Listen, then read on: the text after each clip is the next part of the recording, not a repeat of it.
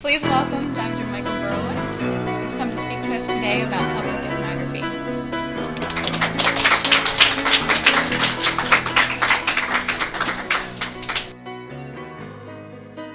It's a great privilege just to listen to graduate students talk about their ethnographies all day.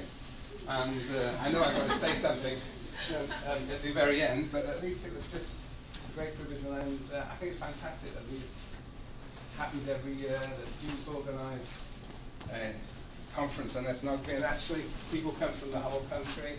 I think it's just great, and so I thoroughly endorse it. I'm very grateful for being invited here, and I hope you sustain it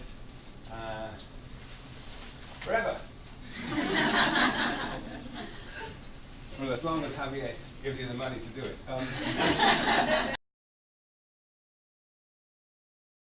I think the comparative angle in ethnography is incredibly important. Whether that comparison is explicit, comparing domestic workers from different parts of the world in different cities in the world, or whether it's actually in comparisons within the ethnographic site itself, I think that the leverage we have in understanding what is going on, the social processes we're studying, is only really accessible through comparisons.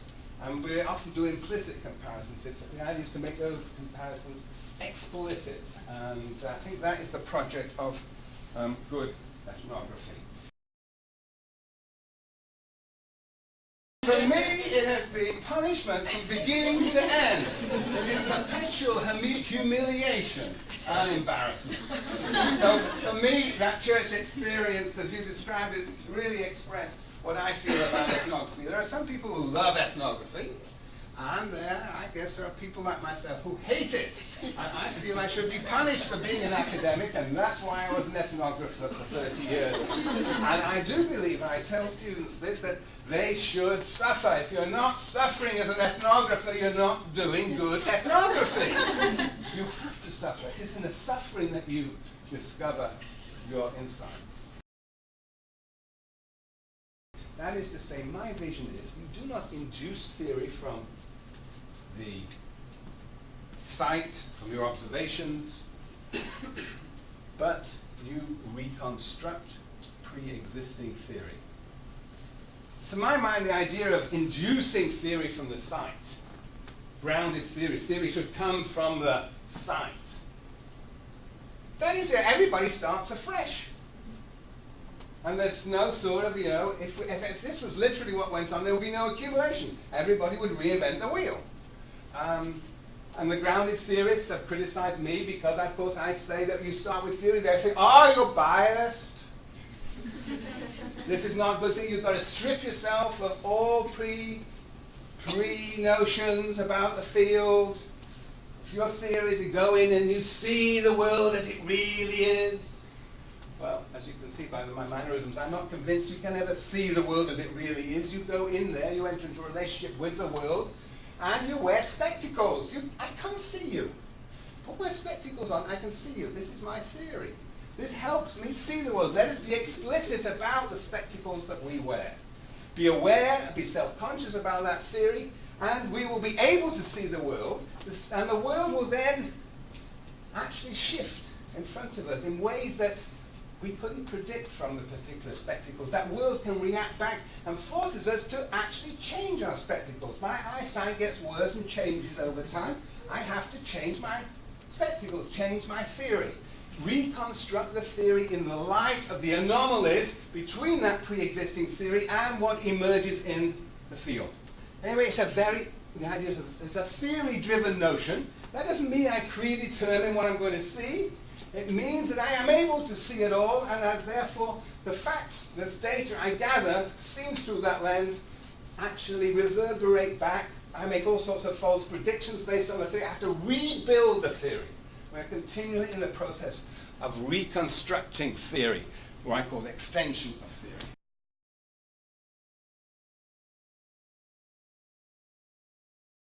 What is public ethnography? I'm going to tell you. Well, it's the first question. Extending theory. Whose theory are we extending?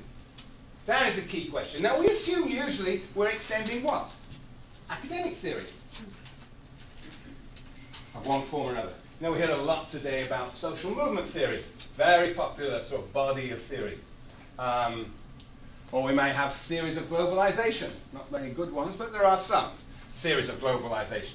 Then there are academic theories. And I think that one dimension of public ethnography is that we don't extend the theory, the academic theory, but we extend the folk theory, the theory of the people that we are studying and engaging with.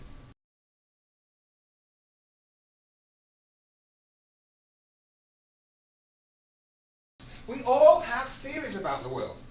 So I think a public ethnography, one could say, one dimension of it is starting with the theory of the people one engages with, the folk understanding, and trying to reconstruct that, move it, you might say, in the direction of perhaps a more sociological theory.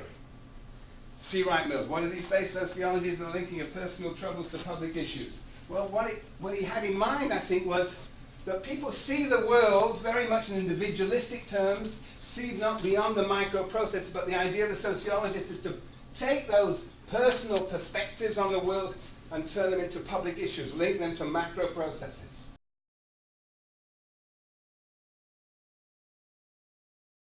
It is one way of resolving the inherent dilemma of being both participant and observer, of being simultaneously part of a community that you're studying and at the same time being part of an alternative community. It is an inherent contradiction, and you have to think of ways of resolving it. And one way is to become simultaneously or consecutively a professional and a public ethnographer.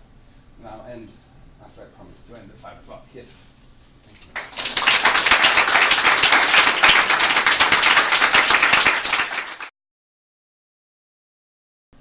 Brilliant.